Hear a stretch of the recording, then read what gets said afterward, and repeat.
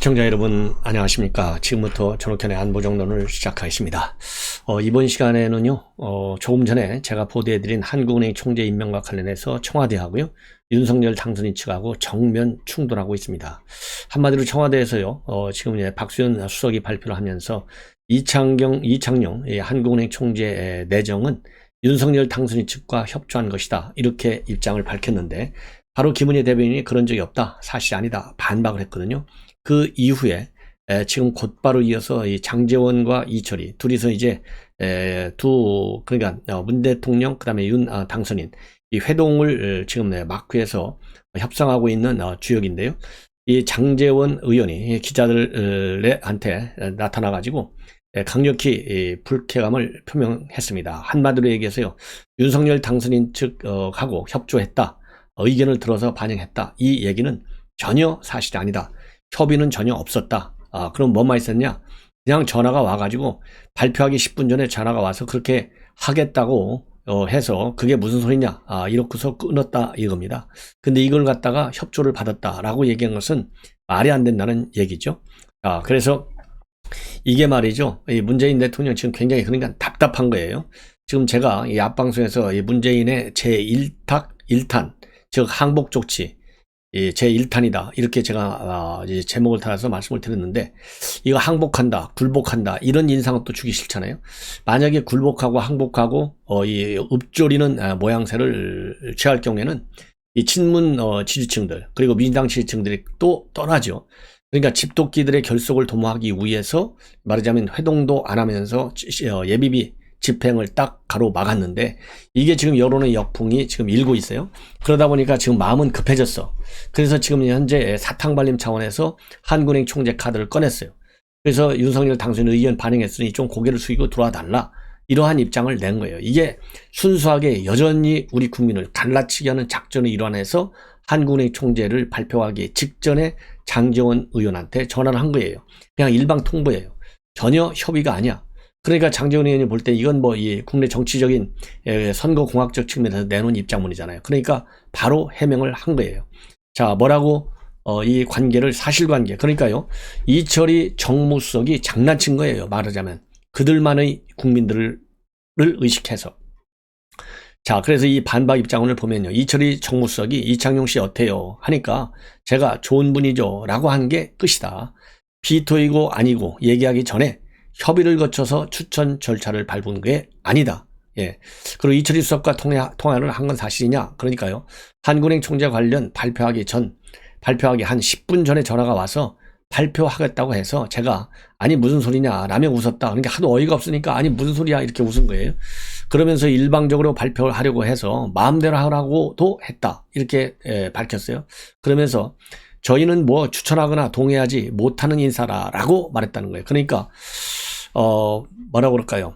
동의를 하지 않았다, 이거를 분명히 밝히고 있는 거예요. 그리고 임명 강행을 위한 명분밖에 안 된다. 정식으로 당선인에게 추천을 요청하고 당선인이 수락하겠다고 하면 추천하는 상호간 협의나 절차가 전혀 없었다라고 하는 점을 강조하고 있습니다.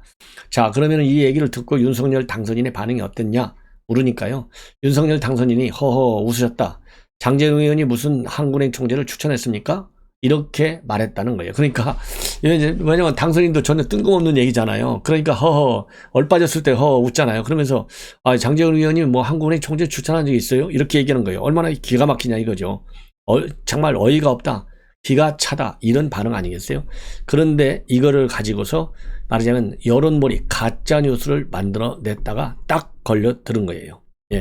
자, 그럼에도 불구하고요, 이 한은 총재 직위 공백을 최소화하기 위해서 당선인 측 의견을 들어 내정자를 발표하게 되었다라고 청와대에서 밝히고 있지만, 이 한국은행 총재직 이제 어차피 청문회를 거쳐야 되잖아요. 그러다 보면 이 공백이 불가피하다, 이런 반론이 나오고 있는 상황입니다.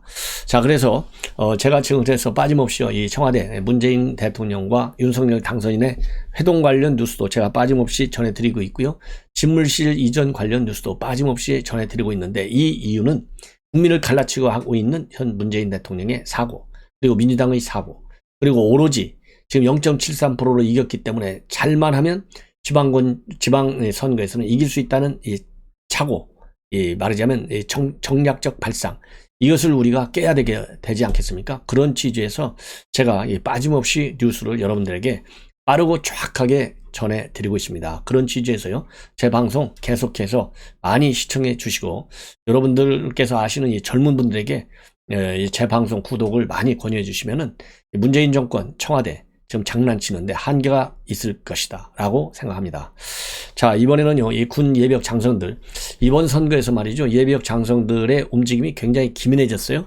특히 문재인 정부에서 임명된 참모총장들, 육해공군 전부 윤석열 지지로 돌아섰어요. 그 정도로 군심이 지금 100% 현 정권과 등을 돌리고 있는 겁니다. 왜 그럴까요? 문재인 정권의 안보정책 100% 실패했다는 반증 아니겠어요? 그들만의 실질적인 안보와 국민의 생명과 재산을 지키겠다는 통수권자로서의 어떤 챙부라기보다는 오로지 김정은과 시진핑만을 의식한 외교안보 정책, 이 군 장성들이 볼 때 기가 막힌 것이죠. 그래서 저는 등을 돌렸다. 제가 이제 주도하에 우리 국정원 전직 직원들 1000여 명도 문재인 정권의 이 외교안보 정책, 특히 대공수사권과 국보법 폐지 움직임, 이거에 반대하는 입장문을 가지고 저희들도 지난 3월 5일 날 이 윤석열 지지 선언 행사를 가진 바 있어요. 우리 국정원 전직 직원들도. 현직 직원들은 당연히 이제 정치 중립이니까 할 수가 없죠. 현역 장성들도 마찬가지죠.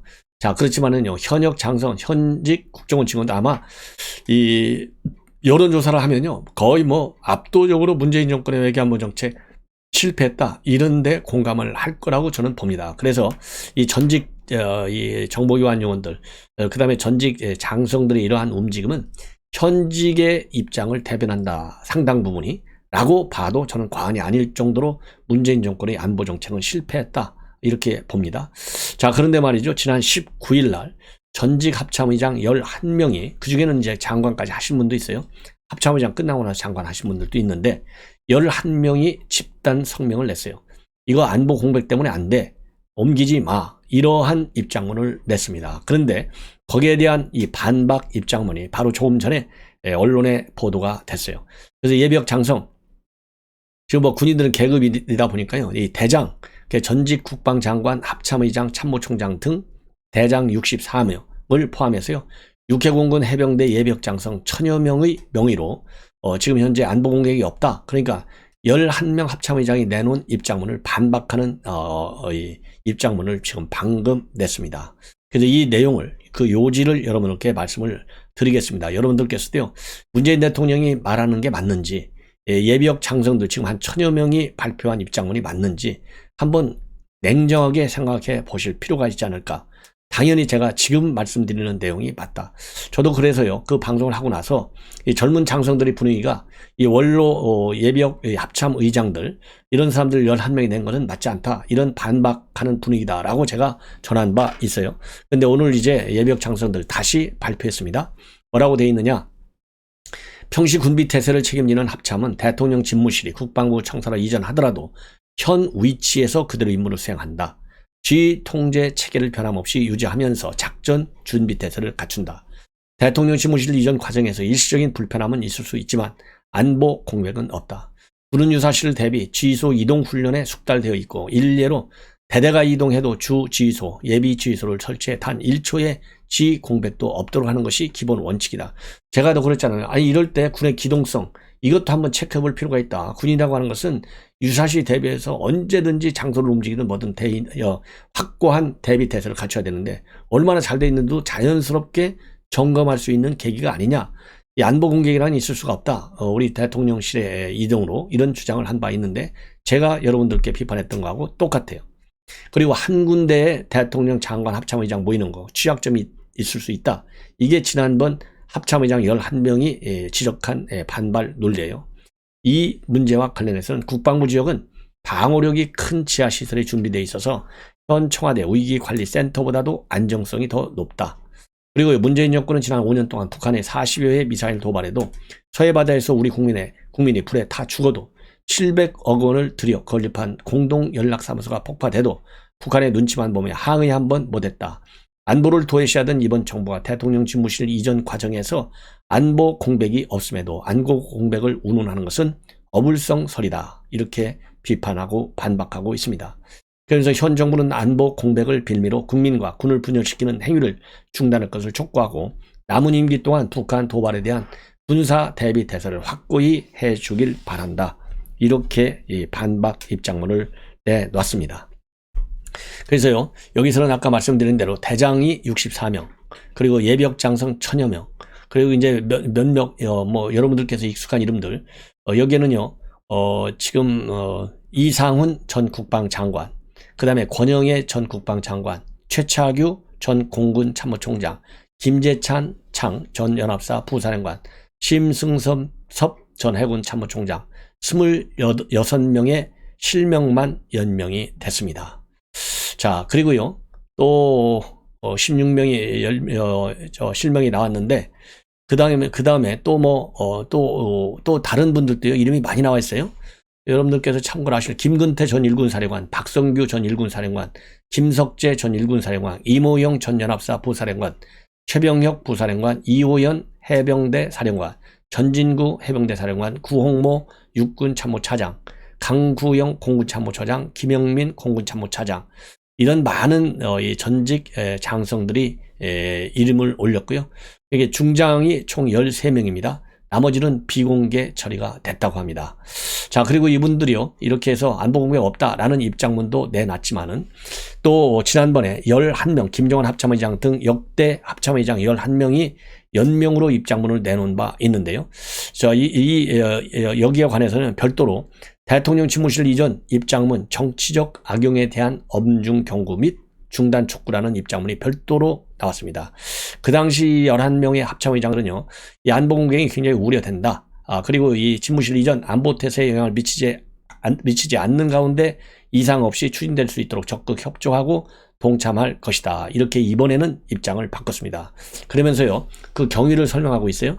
지난 입장문은 윤석열 새 정부가 문재인 대통령과 집권 세력의 지난 5년간 안보 실정을 바로잡고 정권 교체기 국가안보에 한치의 오차도 없도록 신중하게 검토해야 한다는 뜻을 국가안보 전문가 입장에서 제시한 애국 충노에 반로했다. 그리고 문재인 정부와 여당에서는요, 이 앞선 입장문을 집무실 이전에 대한 반대로 왜곡하여 국민을 갈라치게 하는 양상의 정치적 목적으로 악용하는 작금의 사태를 개탄하며 즉각 중단할 것을 엄중 경고하는 동시에 이런 작태가 지속될 경우 강력히 대응해 나갈 것임을 천명한다. 그러면서요, 북한의 수차례에 걸친 미사일 발사 등 도발에 대한 무대응, 한미연합훈련 축소 폐지, 북한군에 의한 서해상 공무원 피살 만행 외면 등 안보 무능과 대북 구걸 외교로 일관한 현 정부는 안보 공백을 논할 일체의 자격이 없다. 이렇게 반박 입장문을 별도로 냈습니다. 자, 그래서요, 지난번에 지금 11명의 합참의장들 이 관련 내용들 이게 오늘 이제 일종의 반성문을 또 내놓은 거예요. 자, 그래서 예비역 장성 간의 안보 공백을 두고 의견이 지금 상충되는 그런 상황이 있기 때문에 제가 보기에는요, 우리 국민들이 좀 어수선하시고 상당히 또 혼란스러운 측면도 없지 않아 있을 것 같습니다. 근데 분명한 것은 말이죠, 여기 지금 군 장성들의 입장문에서도 여러분들께서 보셨겠지만은 5년 내내 김정은이한테 말 한마디 하는 거 봤어요? 못 보셨잖아요? 전혀. 예, 전혀 못 보셨죠? 그 다음에 또 5년 내내 시진핑한테 말 한번 하는 거 봤어요? 그 다음에 여기서도 지적됐지만은 저도 이미 지적했지만 우리 해수공무원 피살되는데 김정은이한테는 보고가 딱딱 가는데 문재인 대통령한테 보고가 됐을 때 과연 문재인 대통령이 얼마나 신속하게 보고를 받았고 거기에 상응하는 지시를 내렸는지 여러분들 기억나는 거 있어요? 전혀 없잖아요. 예, 이런 걸 보면 문재인 정권의 안보 불감증, 안보 무능, 무책임, 이거는 제가 보기에요, 이 정말 뭐라고 그러죠? 빼박진 거라고 그러나요? 일일이 얘기하지 않더라도 여러분들께서 충분히 다 아실 거라고 저는 믿어 의심치 않습니다. 자, 그런 의미에서 말이죠, 여러분들은 이번에 예비역 장성들 한 1000여 명, 우연히도 뭐 저희들도 지난번에 국보법 폐지하면 안 된다, 그리고 대공수사권 경찰로 넘기면 안 된다, 이때 한 1000여 명 정도가 찬성을 했는데요.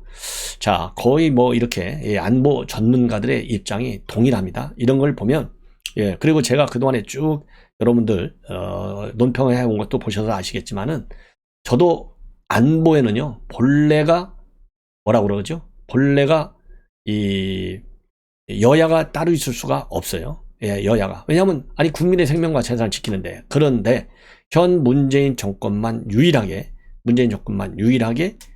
지금 반박, 뭐라고 그러죠? 이 국민의 이념에 따라서 안보 문제를 다뤄왔어요. 그래서 이거는 잘못됐다. 예, 이러한 입장을 제가 전해드린 바 있습니다. 자, 그런 측면에서요. 그런 측면에서 오늘 이 예비역 장성들 천여 명의 연명으로 발표한 입장문, 당연히 굉장히 옳은 얘기다, 이렇게 말씀을 드립니다. 예. 그리고 제가 조금 전에 말씀을 드린 대로 지난번에 발표했던 그분들, 그 역대 합참의장 이분들이요, 오늘 그러니까 4개 항목으로 이 엄중히 경고하는, 즉 입장문을 갖다가 정치적으로 악용했는 데 대한 엄중 경고 중단 촉구문, 이것도 보면 이제 이분들께서 제가 말씀을 드린 대로 이분들께서도 이 뭔가 본인들의 의사를 말하자면 이 정치적으로 악용하는 거에 대해서 이 경고 입장을 냈는데, 이게 악용하는 게 누구겠어요? 바로 현 문재인 청와대죠. 예. 문재인 청와대 국가안보실. 나중에요, 이게 정권 바뀌면 이것도 전부 다 누가 어떻게 조정을 해서 이러한 이 안보 공백, 이거를 전면에 내세웠는지, 현재로서는 국방부의 지금 1차관 박재민 차관인가요? 그 다음에 정책실장, 이 두 분이 이 안보 우려를 제기하는 그 역할을 했다, 이렇게 지금 나오고 있는데, 이분들도 누군가가 국민의힘에서요, 저는 고발해야 된다고 봐요. 이거 수사를 통해서 밝혀야 돼요. 그래서 반드시 안보를 정치적으로 악용하는 이런 사태는 막아야 되겠다라고 생각이 듭니다. 자, 이상으로 본 방송은 마치고 이어서 말이죠. 이어서 이 취임식 준비 관련 뉴스를 바로 전해드리도록 하겠습니다. 여러분들께서요, 이 알람을 설정해서 많이 시청해 주시면 대단히 고맙겠다는 말씀을 드립니다. 감사합니다.